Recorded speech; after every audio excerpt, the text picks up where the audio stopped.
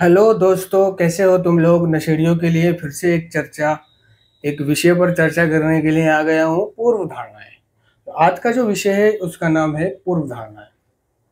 ठीक है। ये पूर्व धारणाएं क्या होती है?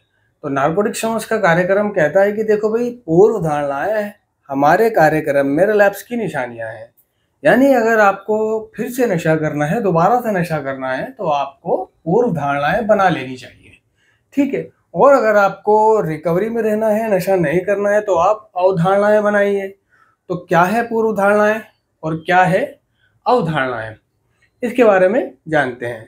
तो कई एडिक्ट जो नेगेटिव होते हैं, नशा बंद करने के बाद भी वो ये सोचते हैं, जैसे कि मैं पहले भी बता चुका हूँ, कि मैं नशा तो नहीं करूँगा क्योंकि मेरी सारी समस्याओं का जो जड़ है वो नशा थी। मैं नशा नहीं करूँगा, मतलब नशा था। तो मैं वो देखता है कि जिससे वो नशा खरीदता था, यार वो बहुत अमीर है, ठीक है, बहुत मोटा तगड़ा है, बहुत पैसे रहते हैं उस पे, और यार इजी इजी काम है। बस करना क्या है, बंदा जाके नशा ले आएगा या खुद नशे वाला मुझे लाके नशा दे देगा, और मैंने क्या करना है, सिर्फ उसे बेचना है। ठीक है। नंबर दे देने लोगों को, नशेड़ियों को, एक नशेड़ी को दे दूं, सब पे चले आएंगे नंबर, समझ लो।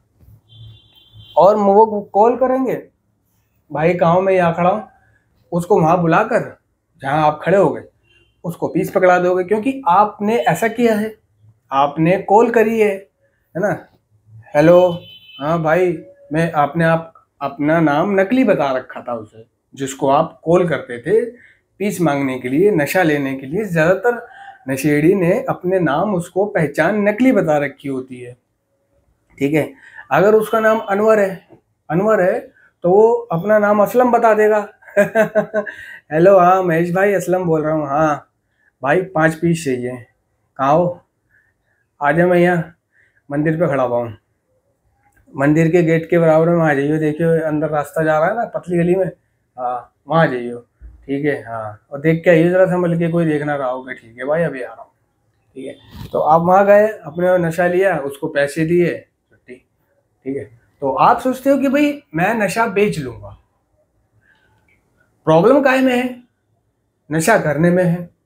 जैसे राम अवतार फिल्म में वो अनिल कपूर सोच लेता है कि प्रॉब्लम तो नशा करने में है।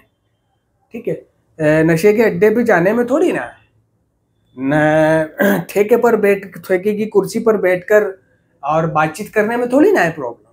ठीक है। और शराब टेबल पर रख देने में प्रॉब्लम थोड़ी ना है। ठीक है। और शराब के भरे हुए गिलास को हाथ में ले लेने से प्रॉब्लम थोड़ी ना है। ठीक है। उसको हाथ में लेके उठाकर होठों तक लाने में प्रॉब्लम थोड़ी ना है। प्रॉब्लम तो उसको पीने में है। तो वो ये सोच बैठता है, तो वो इसी तरह पहुंच जाता है ठेके पर और पी बैठता है। ठीक है। तो अगर आप ऐसा सोच रहे हो कि नशा बंद कर देने के बाद मैं ड्रग, अल्कोहल या कोई भी नशीला पदार्थ बेचूंगा, क्योंकि प्रॉब्लम बेचने में नहीं है, नशा करने में है। आप लोगों ने ऐसे लोग देखे होंगे जो नशा करते थे और अब नशा बेच रहे हैं, तो आप उसको देख के प्रेरित हो रहे हो कि साला ये नशा करता था, अब इसने नशा बंद कर दिया है, नशा बंद करके ये सिर्फ बेच रहा है, खुद नहीं पीता। ठीक है। तो अगर आप ऐसा करने के बारे में सोच रहे हो, चाहे वो एक रिहैबिलिटेशन सेंटर में बैठकर सोच रहे हो, चाहे आप वहां से वापस अपने घर आ गए हो, घर आकर विचार बना रहे हो, चाहे आप एक डिटॉक्सिफिकेशन सेंटर में जहां आप नशा बंद करने गए हुए हो वहां सोच रहे हो, चाहे एक अस्पताल में सोच रहे हो, चाहे एक बाग में सोच रहे हो, बगीचे में सोच रहे हो, कहीं भी सोच रहे हो, एक प्लान बना रहे हो, यानी रिजर्वेशन कर रहे हो आप, है ना, पहले से सोच रहे हो, पहले से तय कर रहे हो कि मैं ऐसा कर लूंगा तो इसमें बहुत इनकम है। ठीक है। तो इसको बोलते हैं पूर्व धारणा। ठीक है। कि नशेड़ी सोच रहा है कि मैं नशा नहीं करूंगा मगर नशा बेच सकता हूं, समझ। तो पूर्व धारणाएं एक और होती है, कई प्रकार की पूर्व धारणाएं होती है कि मैं, जब तक मेरे पास तंगी है, हालात परिस्थिति मेरे खराब हैं, अभी मेरा बिजनेस डूबा हुआ है, जब मेरा बिजनेस चलने लगेगा, जब मेरे हालात ठीक हो जाएंगे, जब मेरा बैंक बैलेंस बढ़ने लगेगा, नौकर चाकर हो जाएंगे, कारोबार हो जाएगा, कामकाज हो जाएगा, मैं भी बढ़िया फिट फोर हो जाऊंगा, किसी चीज की कोई कमी नहीं रहेगी। तो मैं नशा जो है तरीके से करूंगा, पहले की तरह नहीं करूंगा कि घर भी बर्बाद कर दिया, खुद को भी बर्बाद कर लिया और कारोबार भी बर्बाद कर लिया। अब लिमिटेड पैसों से नशा करूंगा और फालतू पैसा नहीं उठाऊंगा और अपने नशा करूंगा, घर में रहूंगा, ठीक है। खाना वाना खाऊंगा, ऐश करूंगा, कोई तबीयत खराब होगी डॉक्टर को दिखाऊंगा, दिखाने नौकर चाकर ले जाएंगे, ले आएंगे, ठीक है।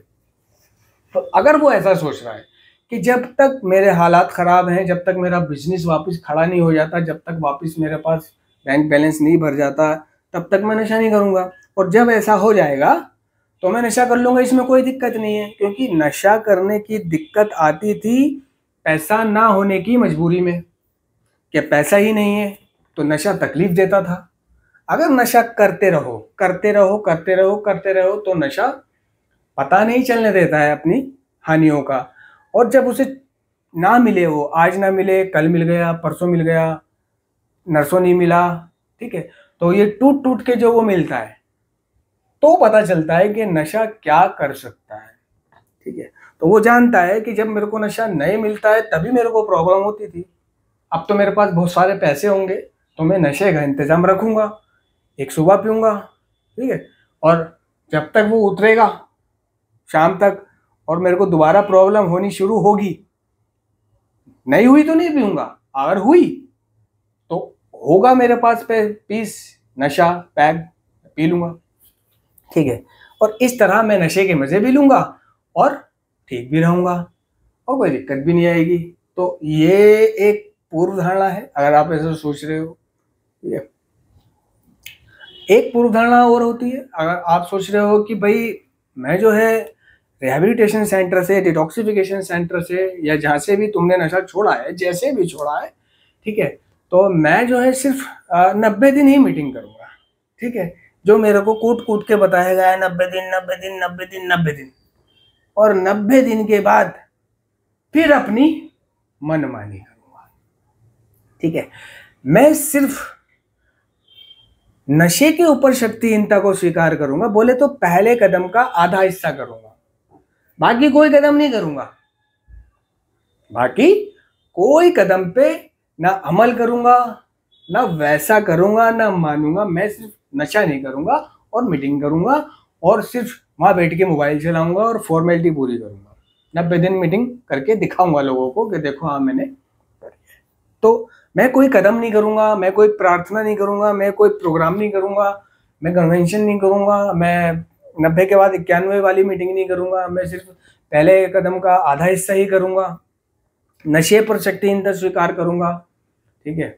और दूसरा तो करूंगा ही नहीं, जो दूसरा कदम कहता है नारकोटिक्स नमस्कार के, हमें विश्वास हुआ कि हमसे बड़ी एक शक्ति हमारी सद्बुद्धि पुनः स्थापित कर सकती है, तो वो सोचता है कि भाई पुनः स्थापित करने की क्या जरूरत है, ऑलरेडी पुनः स्थापित तो है मेरी सद्बुद्धि, है ना, ठीक है। और इसी तरह और कदम आते हैं, है ना।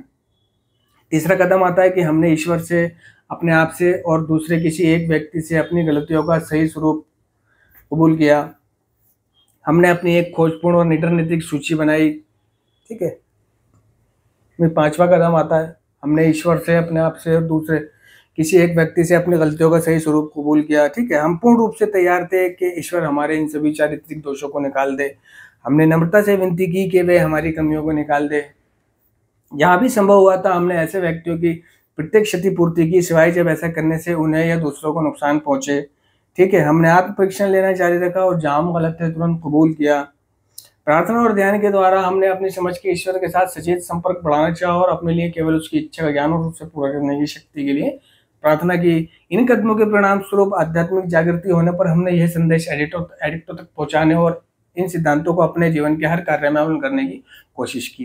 तो क्या जरूरत है इस संदेश को दूसरों तक पहुंचाने की, क्या जरूरत है दूसरों की मदद करने की, क्या जरूरत है एक स्पॉन्सर बनाने की, क्या जरूरत है संगी साथियों से बात करने की, ठीक है, क्या जरूरत है शेयरिंग करने की, ठीक है। तो इस तरह से अगर आप सोच रहे हो कि सिर्फ आप पहला कदम ही, एक ही कदम करोगे या उसका आधा हिस्सा करोगे, सिर्फ नशीले पदार्थों पर शक्तिहीनता को स्वीकार करोगे, ना कि एडिक्शन पर, ठीक है। और आप दूसरा नहीं करोगे, तीसरा नहीं करोगे, स्पॉन्सर नहीं बनाओगे, ईश्वर से गलतियों का सही कबूल नहीं करोगे, गलती करोगे तो डिनाइल बनोगे। कहने का मतलब ये है कि आप आधा अधूरा क्या बहुत कम कार्यक्रम करने की अगर सोच रहे हो इस तरह से, तो ये एक पूर्व धारणा है। ठीक है, पूर्व धारणा हमारे कार्यक्रम में रिलैप्स की निशानियां होती हैं। ठीक है, जब एक और भी पूर्व धारणाएं होती हैं, मतलब ये एक उदाहरण है, इनके रूप प्रकार तो बहुत हैं, लेकिन मैं सिर्फ एक उदाहरण दे रहा हूं कि जैसे कि नशा बंद करने के बाद में जब तक मेरा जीवन ठीक चल रहा है, ठीक है, मेरे को घर वाले भी पूछ रहे हैं, बेटा कपड़े बना ले, बेटा मोबाइल कौन सा लेगा, ठीक है, और बेटा ईयरफोन कौन सा लेगा, ठीक है, बेटा बेल्ट कौन सी लेगा, बेटा पैंट कौन सी लेगा चश्मा कौन सा लेगा और बेटा शाम को क्या खाएगा, ठीक है, नाश्ते में क्या खाएगा, डिनर में क्या खाएगा, रात को क्या खाएगा, वगैरह वगैरह। और बीवी भी पूछ रही है, सब पूछ पाछ रहे हैं, पूछ के खाना बन रहा है। वो कह रहा है भाई शाम को तो गाजर का हलवा बना लेना मुर्गे के बाद में कि थोड़ा सा मुर्गा चिकन फ्राई बना लेना और उसके बाद में गाजर का हलवा ठीक है, वो खाए कि ठीक है बेटा बन जाएगा, तू बेफिक्र रहे, नशा नहीं करेगी, ठीक है मैं नशा नहीं करूँगा। तो मतलब जब तक उसको उसके अधिकार मिल रहे हैं, जब तक वो मतलब अच्छा महसूस कर रहा है, कोई दुख करीब नहीं आ रहा, जब दुख उसके कोई करीब नहीं आ रहा, तब तक मैं जो बिंदास नशा नहीं करूँगा। ठीक है, और अगर मेरे जीवन में ऐसी कोई बातचीत आई, किसी ने मेरे को प्रॉब्लम दी, घर वालों ने मेरी बात नहीं मानी, बीवी ने मेरे को इनकार किया, किसी छोटे बच्चे ने मेरे को तमाचा मारा या मेरी बात नहीं मानी, डायरेक्शन काटी, डायरेक्शन काटना, आपकी अगर कोई डायरेक्शन काट दे आपसे छोटा, आपके क्रोध का ठिकाना नहीं, आपसे छोटा आपसे नीचा अगर आपको ललकार दे तो आपके बदले की भावना पैदा होने का कोई ठिकाना नहीं। ठीक है, तो जब तक मेरा जीवन सही चल रहा है मैं नशा नहीं करूंगा। यदि कुछ ऐसा वैसा हुआ तो मैं अपने जीवन को संभालने के लिए, है ना, नशा कर लूंगा, नशा करूंगा, खूब संभालूंगा और फिर से रिहैब काट लूंगा। कई नशेड़ियों ने आदत बना रखी होती है ना, आए कुछ दिन ठीक रहे, घर वालों ने प्यार निछावर किया, धीरे धीरे फिर नशा करना शुरू कर दिया। ठीक है, घर वालों ने फिर भर्ती करा दिया, फिर आए फिर भर्ती करा दिया, फिर आए फिर नशा करा, फिर भर्ती करा दिया। अब तो नशा मुक्ति केंद्र से ऐसे ताल्लुकात बन जाते हैं उसके कि भाई नशा मुक्ति केंद्र सिर्फ ये सोच लेता है कि इस बहन के लोड़े को तो कुछ कहना ही नहीं है, ये तो मोटी आसामी है भाई, इसे कुछ कहोगे तो खामा खाए में एक 15-20 हज़ार रुपये का पेशेंट कर आएगा, इसे तो भाई कुछ नहीं कहना, इसे तो कुछ सिखाना ही नहीं है, इसे तो बस छोड़ दो इसके हाल पे अंदर डाल के, बस खाने को दिए जाओ, ना मारो ना गाली दो, एक वीआईपी माहौल दो इसको। ठीक है, सेंटर भी ये सोच लेता है और घर वाले भी ये सोच लेते हैं कि साला यहाँ मरता है, आफत काटता है, ज़्यादा पैसा बर्बाद करता है, इधर उधर पकड़ा जाता है, पुलिस पकड़ लेती है, यार दोस्तों में घूमता है, फिक्र रहती है, तो चलो उससे ज़्यादा उससे कम पैसों में तो ये रिहैब में पड़ा रहता है, कम से कम वहाँ हमें पता तो होता है कि एक अच्छी जगह, एक ठीक जगह, एक ऐसे स्थान पे जहाँ हम उसकी खैर खबर ले सकते हैं, जाके देख सकते हैं, कैमरे में मिल सकते हैं, बात कर सकते हैं, कहाँ है ये दिल को पता होता है।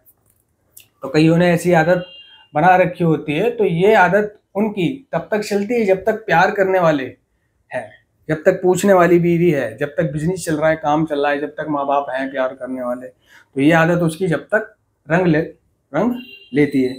और जब उसके ये प्यार करने वाले नहीं होते तब उसको वो फैसिलिटीज मिलनी बंद हो जाती हैं इलाज में, तो तब कहीं जाकर वो नशा बंद करता है।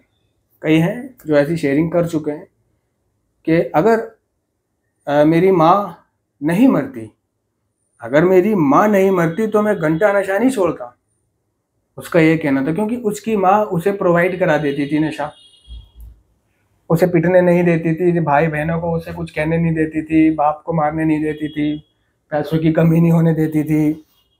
ठीक है, और इच्छाएं पूरी करती थी, जो मांग रहा है वो दे रही है। ठीक है, पैसे दे रही है हर रोज़, मतलब 250-300 रुपये बांध देना, उसके गाड़ी दिला देना, है ना, स्कूटी, बुलेट, बाइक, ठीक है। उसने बुलेट मांगी, बुलेट दिला दी, स्कूटी मांगी, स्कूटी दिला दी, कपड़े मांगे, कपड़े दिला दिए, पैसे मांगे, पैसे देने शुरू कर दिए, बस नशा नहीं करियो।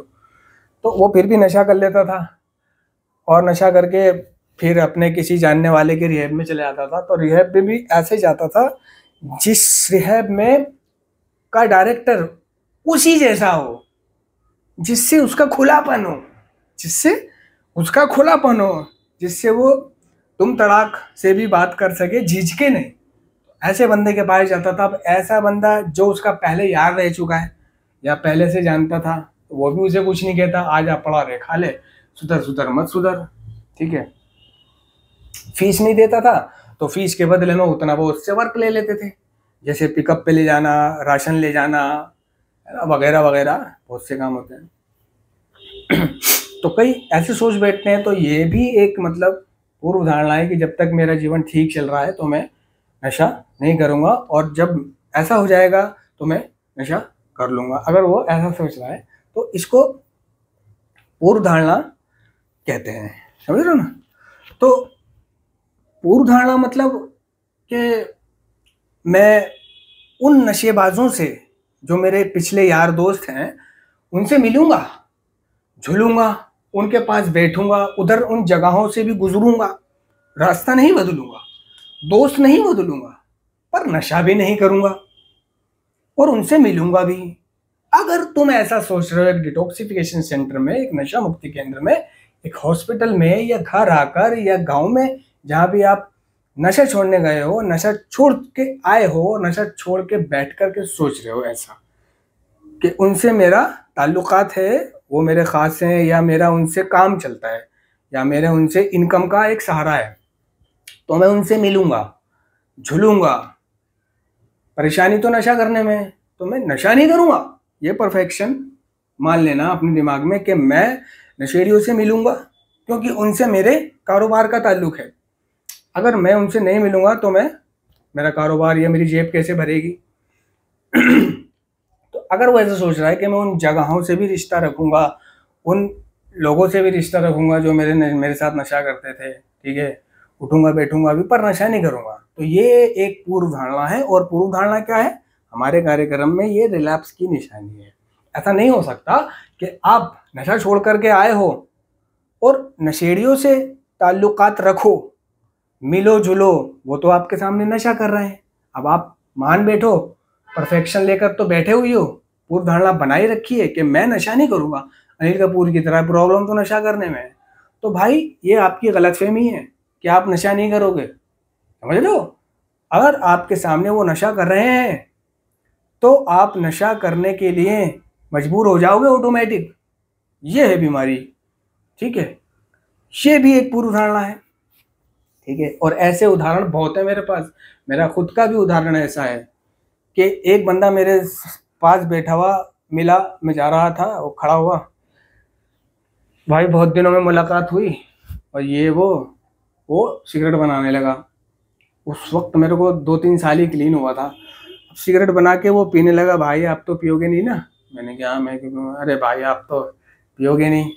तो मेरा जी चाह रहा था कि यार मैं उससे मांग लूँ, पी लूँ, लेकिन मुझे पता था, मैंने शक्तिहीनता को स्वीकार कर रखा था, और अब नशा नहीं करना था। ये मालूम हो चुका था कि पहला नशा ही फिर से वही जानलेवा चक्कर शुरू कर देगा। अगर मैंने इसे पिया तो हो सकता है इसको पीने के बाद मैं अगला पैग ना लूं, या अगला कश ना मारूं, या इस आदत को कंटिन्यू ना रखूं, बस एक पी के यहीं दबा दूं और फिर से वैसा ही अपने रहना सहना शुरू कर दूं। बस एक पी के छुट्टी करूं, 2 घूंट लगा के। हो सकता है कि आप 2 घूंट लगा के फिर से उस लत को कंटिन्यू ना रखो, फिर से आप अपनी ड्रग ऑफ चॉइस पे ना जाओ, क्योंकि आपको 2-3 साल नशा बंद किए हुए, मीटिंग करते हुए हो गया है। तो जो 2-3 साल नशा करते हुए, मीटिंग करते हुए, प्रोग्राम करते हुए, नशा छोड़े हुए जिसको हो जाता है, और अगर वो इस तरह से एक आध गोली दम शम पी भी लेता है, 2-4 कश, और फिर उसे आगे जारी नहीं रखता, जो पी लिया सो पी लिया, बस उसे वो वहीं दबा देता है, ठीक है, और आगे नहीं बढ़ता। जैसे किसी को देखकर प्रेरित हुआ, ललायत हुआ और पी ली, 2 गांजे के कश मार लिए, मार तो लिए, ठीक है। अब क्या है, उसकी जो शारीरिक भूख है वो चालू हो जानी है, क्योंकि एक बार पहला नशा, पहली गोली या पहले जाम से नशे की प्रक्रिया शुरू कर देने के बाद आप उसे अपनी इच्छा से रोक नहीं सकते। लेकिन जो मिडिंगे कर रहा है, जो कई सालों से छोड़ पकड़ में था और अब छोड़े हुए चल रहा है, तो जो ऐसा बंदा होता है, पुराना पुराना खिलाड़ी, ठीक है, तो जो समझ चुका होता है कि बस अब जो मैंने कर तो लिया है, अब नहीं करना, क्योंकि दोबारा करूंगा तो खेल शुरू हो जाएगा, तो वो हो सकता है उस नशे को जो उसने 2-3 कश लगाए जारी ना रखे, बस करा और अपने घर चला गया और अगले दिन फिर से वैसा ही जैसे क्लीन चल रहा था। लेकिन उसमें एक प्रॉब्लम ये आती है, ये तो प्रॉब्लम नहीं आती कि वो उसको कंटिन्यू रख रहा है, कर रहा है, शारीरिक भूख उसकी जाग गई, वो अपनी शारीरिक भूख को समझा लेता है, मीटिंगें कर लेता है, ठीक है, और कंट्रोल करने की उसको आदत आ जाती है, बन जाती है। तो लेकिन उसको वो गिलानी, आत्मगिलानी, उसको वो गिल्ट जो उसने कश मारा है, जो उसने 3 साल पूरे कर रखे थे, 3 साल बाद उसने जो कश मारा है, जिसके चलते वो ये जानता है कि अगर मैं नशा कर लेता हूं तो मेरी रिकवरी खत्म हो जाती है, ठीक है।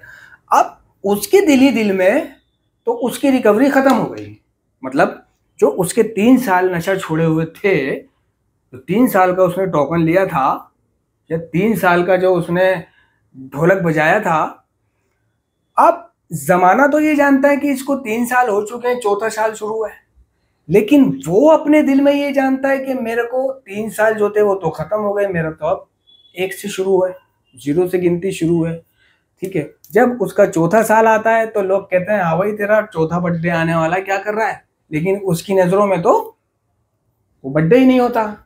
तो ये आत्मगिलानी कि मैंने यार अपनी रिकवरी खराब कर ली, मैंने नशा कर लिया और अब मेरी फिर से गिनती शुरू हो गई, अब मैं उन लोगों को कैसे बताऊं कि यार मेरा 14 साल नहीं, ये मेरा अभी 6वां महीना है, नशे से दूर मैंने बीच में कश लगा लिया था। तो ये ख्यालात, ये समस्या, ये हीन भावना, ये गिलानी, ये गिल्ट, ये अपराध भाव, ये अपराध भाव है। यानी उसने अपनी नजरों में सब कुछ बर्बाद कर दिया। उसकी एक ही तो पूंजी थी, खेती, उसकी रिकवरी, क्लीन टाइम, और उसने क्लीन टाइम को ही अपने बर्बाद कर दिया। तो अब क्या है, वो कह भी नहीं पा रहा है उन लड़कों से, उन लोगों से, उन मेंबरों से कि भाई मैंने पी ली थी, 2-3 कश लगा लिए थे, मैं क्लीन, टाइम मेरा खत्म हो गया है, क्योंकि वो उसकी इज्जत करते हैं। उन्होंने कह रखा होता है कि भाई ये बंदा है, 3 साल हो गए, देख लो नशा नहीं कर रहा, कई मिसालें दे चुकी होती है, ठीक है, कि इसकी तरह बन, है ना, इसने नशा छोड़ रखा, देख 3 साल पूरे करे, तो उससे साले 6 महीने भी पूरे नहीं होते। और कई उसे उसे गुरुजी भी कहने लग जाते हैं, कई उसे भाईजी भी कहने लग जाते हैं, अगर वो किसी रिहेबिलिटेशन सेंटर में जाता आता है तो लोग उसे सर भी कहने लग जाते हैं, और उसे एक रिकवरी की मिसाल भी मानने शुरू कर देते हैं, उसे आदर्श मानना शुरू कर देते हैं। तो अब वो उन सबको कैसे कहे कि मैंने नशा करके और अपना क्लीन टाइम खराब कर लिया है, देखो तुम्हें समझाता था मैं। तो वो अपनी बेइज्जती महसूस करता है कि उन स्टूडेंटों के सामने कैसे कहूँ कि यार मैं रिलैप्स हो गया, नशा कर लिया, तो उनकी नज़रों में मेरी क्या रह जाएगी, मेंबरों की नज़रों में मेरी क्या रह जाएगी, उस माँ बाप को कैसे कहूँ जो मेरे पे ये सोच रहे हैं कि भाई 4 साल इसको 3 साल नशे से दूर हो गए, ठीक है, अब उनसे कैसे कहूँ। तो ये चीज़ें छुपा के चलना, ये एक अपराध भाव है। तो ये अपराध भाव उसको खाया जाता है अंदर ही अंदर, समझ रहे हो, ये अपराध भाव उसको अंदर ही अंदर खाया जाता है। जब तक खाया जाता है उसको पीछा नहीं छोड़ता, दिन हो पीछा नहीं छोड़ेगा, रात हो पीछा नहीं छोड़ेगा, सुबह हो रात हो दिन हो, कोई भी दिन हो पीछा नहीं छोड़ेगा उसको, ये आत्मगिलानी, समझ रहे हो। वो मतलब कुछ बयान नहीं कर पाएगा, वो क्लास अच्छे से नहीं ले पाएगा, वो शेयरिंग अच्छे से नहीं कर पाएगा, क्योंकि उसके दिल में तो चोर है ना, अपराध है, वो तो क्लीन ही नहीं है।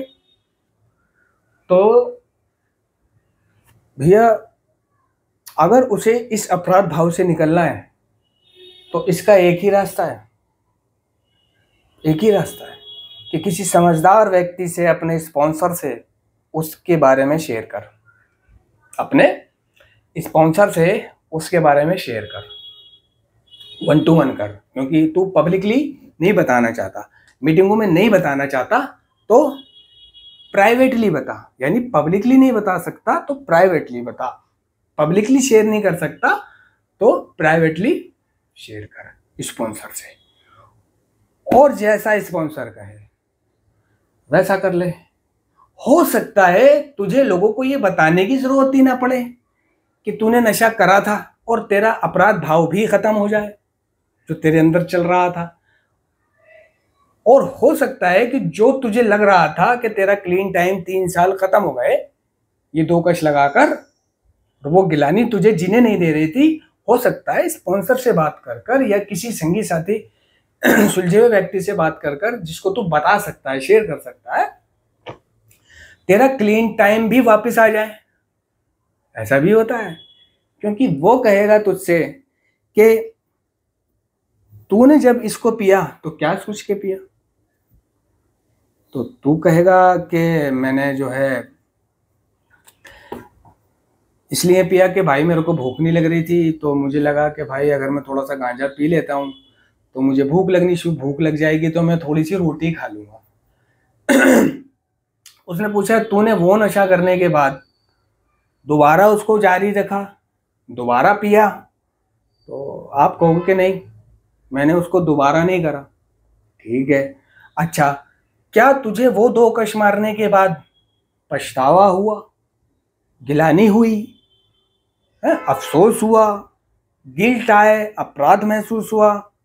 आप कहोगे हाँ, वैसा करके मुझे गिलानी हुई, अपराध बहुत महसूस हुआ, सब कुछ हुआ, मैं खाने पीने लायक नहीं रहा, मैं यादों में डूबे रहने लगा, मैं सोच में डूबे रहने लगा, मैं प्रॉब्लम में रहने लगा, मैं मतलब अपने आप को झंडूबाम महसूस करने लगा, मैं अपने आप को नीच महसूस करने लगा, नीचा महसूस करने लगा, मैं नजरें चुराने लगा लोगों से, मेंबरों से, माँ बाप, भाई बहन से, समाज से। जो एक उमंग तरंग मेरे अंदर थी, आई एम 3 साल क्लीन, काउंसलर, डायरेक्टर, वो खत्म हो गई, मेरी हाय खत्म हो गई। तो हो सकता है वो कहे कि भाई देख तूने उसको किया, दम को लगाया, लेकिन उस आदत को कंटिन्यू नहीं रखा, तूने किसी मजबूरी के चलते उस कश को लगाया और दोबारा नहीं पिया। ठीक है, भूख लगने की वजह से तूने उसको पिया, तेरे मोटिव क्या थे? कि मेरे मोटिव दम लगा के पिन्नक लेना नहीं था, दम लगा के पिन्नक लेना नहीं था भाई, मेरे मोटिव था कि मेरे को साल भर हो गया नशा छोड़े हुए, भूख ही नहीं लगती थी भाई, टॉयलेट भी नहीं आता था, ऊपर से कुछ जा नहीं रहा है तो नीचे से कुछ निकल ही नहीं रहा है, सूख रहा था, मैं बहुत परेशान था, है ना। और भूख लगने की दवाइयाँ खाता हूँ, है ना, जो गोलियाँ आती हैं, जैसे हिमालय की आती है, लिव 52, वो खाई है भाई, डेक्सोना खाई है, सेप्रोटीन खाया है, और ये करा है, वो करा है, वर्जिश करिए, सुबह ये करा है, शाम ये करा है, और भाई ये चूरन खाया है, वो चूरन खाया, इस डॉक्टर को दिखाया, उस डॉक्टर को दिखाया, इससे बताया, उससे बताया, ये ना। तो वो ये सारी बातें तुम्हारी सुनकर, तुम्हारी ईमानदारी भरी बात सुनकर ये तय करेगा कि क्या वो तेरा रिलैप्स था या नहीं। ठीक है, तो ये तुम्हारी ईमानदारी से शेयर करने पर आधारित है कि वो तुम्हारी एक गलती थी, भूल थी, क्या थी, या रिलैप्स था।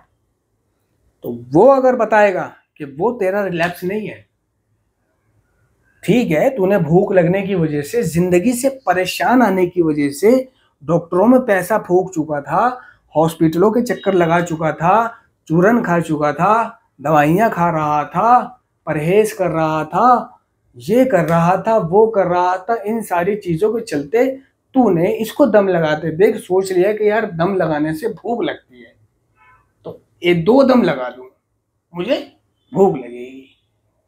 तो ये तेरा रिलैप्स नहीं था, क्योंकि तूने उस आदत को कंटिन्यू नहीं रखा। अब भूल जा उस चीज को, तेरी रिकवरी खत्म नहीं हुई है, वो तेरी एक भूल थी, तेरा क्लीन टाइम जैसा था वैसा का वैसा ही है, तो तुम वहां पे खुश हो जाओगे। वो पैंचो शेयर करने से हम तन्हा और अकेला होने से बच जाते हैं। सिर्फ शेयर करने से, तो ये प्रक्रिया आत्मा की रचनात्मक क्रिया है। यानी मेरे अंदर जो प्रॉब्लम चल रही है उसे मैं अगर पब्लिकली नहीं तो प्राइवेटली शेयर करूं, तभी मुझे उसका समाधान मिलेगा और मैं उससे राहत पाऊंगा। समझ रहे हो ना? हाँ, तो ये होता है, ठीक है। पूर्व धारणा कि आप कैसी कैसी पूर्व धारणा बना रहे हो। नशा करूंगा नहीं, बेच लूंगा, तो ऐसा नहीं हो सकता। बारूद के ढेर पे बैठकर, आप मुझे बताएं कि बारूद के ढेर पे बैठकर आप आग से खेल सकते हो? बताएं। बारूद के ढेर पे बैठ के आप, आग तो बहुत दूर की बात है, चिंगारी से भी नहीं खेल सकते।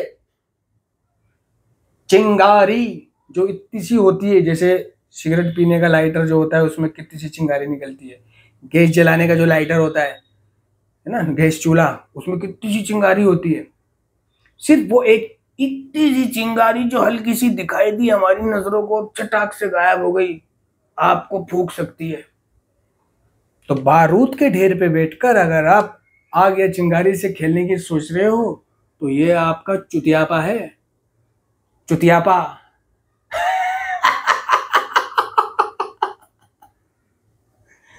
धन्यवाद। आशा करता हूँ कि आप लोगों की समझ में नहीं आया होगा।